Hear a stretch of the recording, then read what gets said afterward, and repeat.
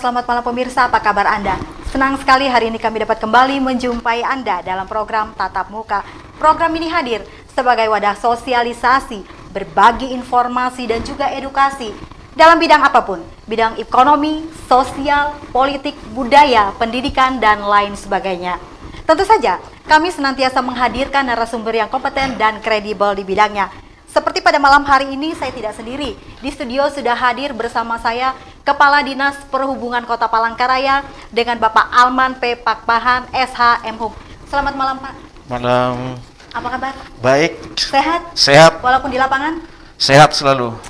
Haleluya, puji Tuhan. Alhamdulillah, Pak. Amin. Lengkap. Pemirsa, kita berbincang-bincang pada malam hari ini. Bagaimana implementasi dari peraturan-peraturan yang sudah digulirkan oleh pemerintah, baik pemerintah pusat, pemerintah daerah, kemudian bagaimana teman-teman di lapangan menjalankan itu, dan bagaimana pula masyarakat menanggapinya, apa respon mereka. Dan bersama saya Olivia Teja, inilah Tatap Muka selengkapnya. Saya Adita Irawati, juru bicara Kementerian Perhubungan Republik Indonesia, akan menyampaikan tindak lanjut dari rapat terbatas Kabinet pada hari Selasa 21 April 2020 tentang antisipasi mudik dan arahan Presiden mengenai pelarangan mudik. Kementerian Perhubungan telah menindaklanjuti dengan menyusun Peraturan Menteri Perhubungan tentang pengendalian transportasi selama masa mudik Idul Fitri 1441 Hijriah dalam rangka pencegahan penyebaran COVID-19. Adapun ruang lingkup dari peraturan ini adalah larangan sementara penggunaan sarana transportasi umum, baik untuk transportasi darat, laut, udara, dan kereta api, serta kendaraan pribadi dan sepeda motor dengan tujuan keluar dan atau masuk wilayah PSBB atau pembatasan sosial berskala besar, wilayah zona merah penyebaran COVID-19, dan Jabodetabek atau wilayah aglomerasi lainnya yang telah ditetapkan pembatasan sosial berskala besar. Saudara-saudara, larangan ini dikecualikan untuk angkutan logistik atau barang kebutuhan pokok dan kendaraan pengangkut obat-obatan, serta kendaraan pengangkut petugas, kendaraan pemadam kebakaran, ambulans, dan juga mobil jenazah. Juga perlu kami tegaskan bahwa tidak ada penutupan jalan nasional maupun jalan tol, tetapi yang dilakukan adalah penyekatan atau pembatasan kendaraan yang diizinkan melintas atau tidak. Hal ini ditujukan untuk menjamin kelancaran angkutan logistik yang dibutuhkan ketersediaannya oleh seluruh lapisan masyarakat. Pemirsa, kita langsung saja. Yang pertama akan kita ketahui dulu, apa yang menjadi tugas dan fungsi dari Dinas Perhubungan Kota Palangkaraya. Pak, kita langsung saja. Tadi kita sudah melihat tayangan bagaimana juru bicara Menteri Perhubungan mengatakan tentang peraturan ini, seperti ini, harus begini, harus begini. Sebelum kita lebih jauh masuk ke sana, kita dulu berbicara dulu. Apa yang menjadi tugas pokok dan fungsi dari Dinas Perhubungan Kota Palangkaraya? Baik, terima kasih Mbak Olivia. Assalamualaikum warahmatullahi wabarakatuh. Salam sejahtera, salam, Om Swastiastu, salam kebajikan, tabe selamat lingunalatai, salam sujud karendem malempang, adil katalino, bajuramin kasuraga, masengat kajubata. Harus.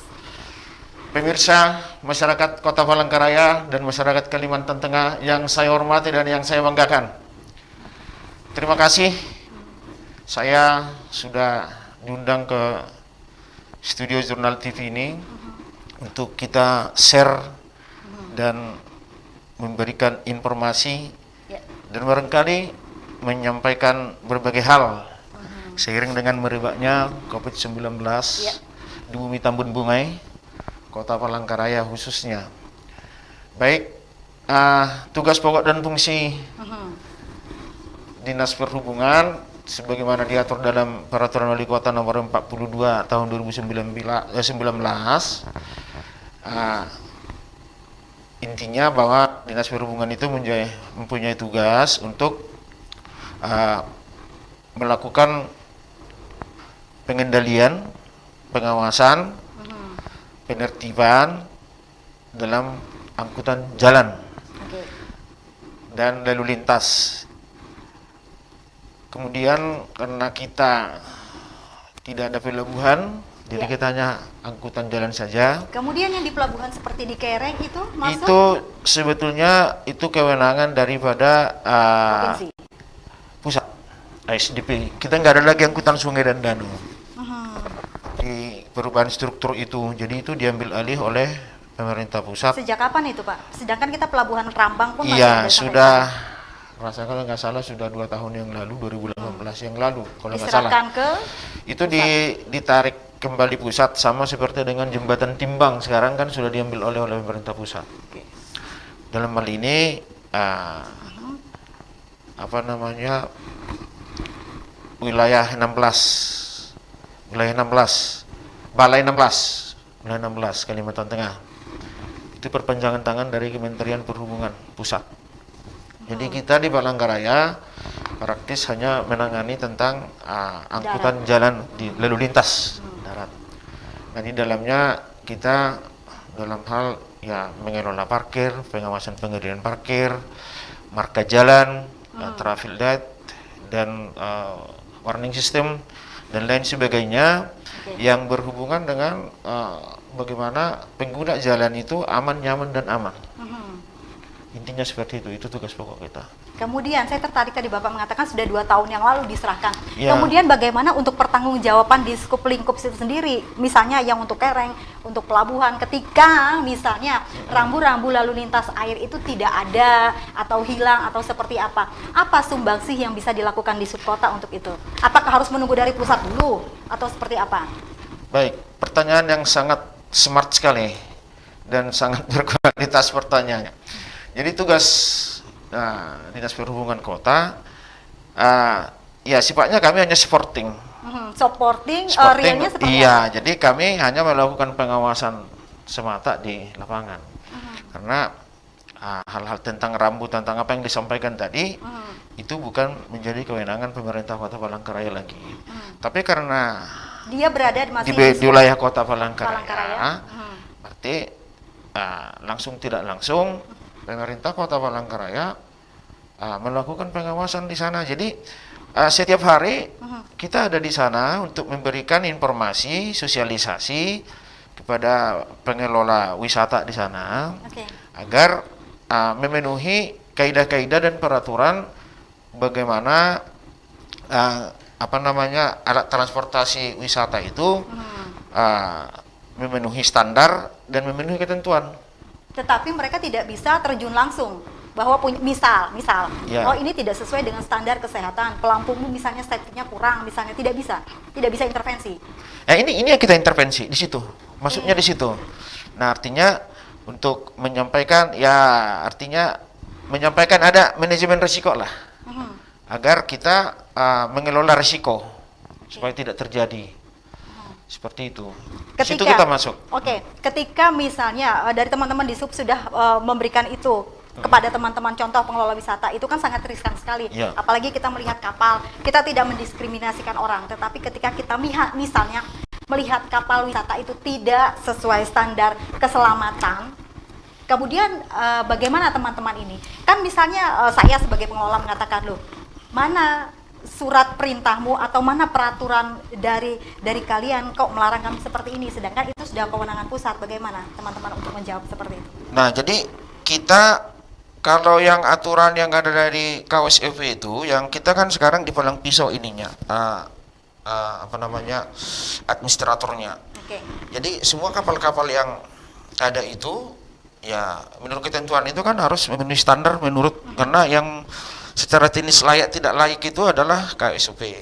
Nah, disitulah kita masuk menyampaikan, dan disitulah kita bisa menjembatani, dalam hal ini membantu para pemilik kapal untuk misalnya mengkoordinasikan itu ke KSUP agar itu dilakukan pengukuran dan lain-lain yang berhubungan dengan layak tidaknya kapal itu. Nah, kalau yang tidak layak itu jadi kapal, memang kami tetap menyampaikan ke masyarakat tidak boleh. Ini ketika kapal wisata seperti itu, apakah dia masuk ke dalam moda transportasi, Pak? Itu kan dipilah itu. Ada yang tidak, ada yang tidak masuk moda transportasi karena kan hanya sekitar di situ dia. Okay. Ya, bagaimana Standar rambu yang SOP-nya. standar. Cuman ya kami berterima kasih pengelola di sana udah paham ngerti. Jadi artinya kami sudah melalui instruksi Bapak Wali Kota Palangkaraya, kami sudah sosialisasikan. Baik. Misalnya jam 5 sore tidak boleh lagi Beroperasi. Itu kedua, batasan-batasan sampai kemana kapal itu kita sudah sampaikan. Oke. Iya. Tidak ada overlifting kah, Pak? Antara tugas dan pokoknya di subkota di sini dengan si pusat ini tadi, sehingga tidak saling bentrok. Kami pikir tidak ada overlap. Ya seperti yang saya bilang dari awal tadi, kami ini hanya dalam tataran sporting, bukan pengambil keputusan kebijakan.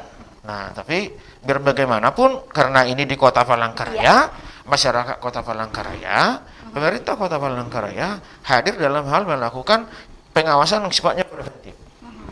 Nah, supaya masyarakat di pengelola wisata di sana dan masyarakat pengguna sarana itu memahami dan sadar adanya risiko. Nah, begitu. Manajemen risiko ya. Manajemen risiko yang kami kedepankan.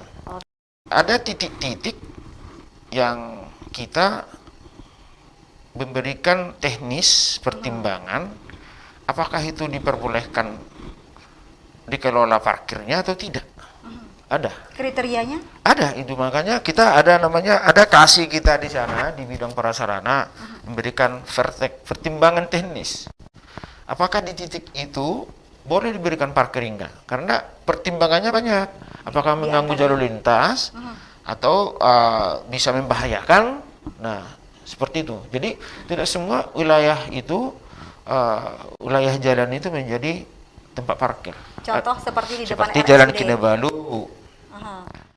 Terus terakhir depan rumah sakit Silvanus, dan di bawah jembatan Kahayan sepanjang Taman Pasco Camilo itu kan. Kemudian masyarakat bagaimana Pak mengetahui bahwa ini parkir liar, kemudian ini parkir yang legal itu seperti apa? Kan kadang mereka juga membawa, teman-teman ini membawa karcis retribusi, itu seperti apa? Baik, jadi kita sekarang merubah manajemen pengelolaan parkir tahun 2020 ini. Jadi setelah kita dipercaya Bapak Wali Kota Palangkaraya menjadi Kepala Dinas Perhubungan, kita menata kembali pengelolaan parkir. Jadi kalau dulu, karena kaitannya kepada bagaimana kita pengelolaan parkir ini agar aman nyaman bagi pengguna jalan, itu pokoknya. Yang kedua ikutannya bagaimana kita meningkatkan PAD dari sektor retribusi parkir. Nah, jadi tahun 2020 ini kita sudah mengubah cara bagaimana inovasi lah yang kita bangun, maksudnya untuk pengelolaan parkir ini supaya lebih tertib, terkendali. Nah, jadi kalau dulu masih menggunakan korporasi, terus kemudian di belakangnya lagi menggunakan kontrak. Kita juga tetap kontrak, cuman kita ubah lagi bahwa 2020 ini pengelolaan parkir harus dia membayar duluan. Oke, ditahan di membayar duluan Pak. Kita akan bergerak nanti ke inovasi seperti apa yang ditawarkan oleh Disub sendiri. Kemudian bagaimana sehingga inovasi ini tidak berbenturan dengan peraturan pemerintah daerah tentunya. Jangan dibahas, jawab dulu Pak. Pemirsa jangan kemana-mana, kami akan kembali setelah jeda pariwara berikut ini. Tetaplah bersama kami di Tatap Muka.